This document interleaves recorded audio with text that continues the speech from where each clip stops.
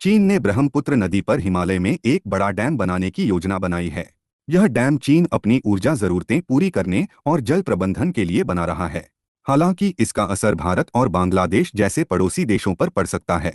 ब्रह्मपुत्र नदी भारत और बांग्लादेश के लिए बहुत महत्वपूर्ण है, क्योंकि यह सिंचाई, पीने के पानी और बिजली की जरूरतें पूरी करती है। इस डैम के बनने से नदी का प्रवाह चीन के नियंत्रण में आ जाएगा। इससे भारत के असम और अरुणाचल प्रदेश जैसे राज्यों को पानी की कमी का सामना करना पड़ सकता है। इन राज्यों की खेती और जीवन का बड़ा हिस्सा ब्रह्मपुत्र पर निर्भर है। अगर चीन नदी के प्रवाह को रोकता है, तो इससे भारत की कृषि, बिजली और दैनिक जीवन पर बड़ा असर पड़ेगा। पर्यावरण की दृष्टि से भी यह डैम खतरा पैदा कर सकता है। हिमालय का इलाका भूकंप और भूस्खलन के लिए संवेदनशील है। इतना बड़ा बांध इन खतरों को और बढ़ा सकता है। साथ ही ग्लेशियर पहले ही तेजी से पिघल रहे हैं, और ऐसे में इस डैम से क्षेत्रीय स्थिरता और जलवायु पर और बुरा असर हो सकता है। भारत ने इस पर अपनी चिंता जाहिर की है, लेकिन चीन और भारत के बीच पानी के मुद्दे पर कोई समझौता नहीं है।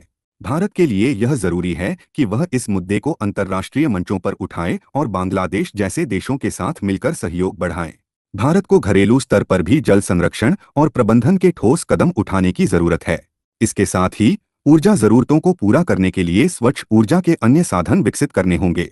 चीन का यह मेगा डैम केवल पानी का मुद्दा नहीं है, यह क्षेत्रीय स्थिरता और शक्ति संतुलन का भी सवाल है। भारत को सतर्क रहकर अपनी सुरक्षा और संसाधनों की रक्षा के लिए कदम उठाने होंगे। यह समस्या केवल भारत की नहीं, पूरे क्षेत्र की है, जिसे समय रहते हल करना बहुत जरूरी है।